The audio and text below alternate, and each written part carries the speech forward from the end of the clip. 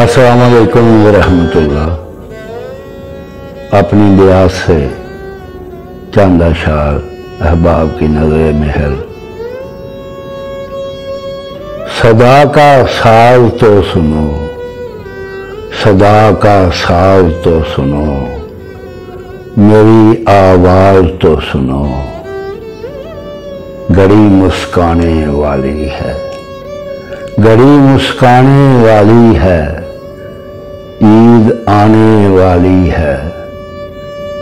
गुलों के मुस्कुराने में, गुलों के मुस्कुराने में, कि तेरे लौट आने में कहीं ताखीर ना हो जाए, कहीं ताखीर ना हो जाए, नई तदबीर ना हो जाए।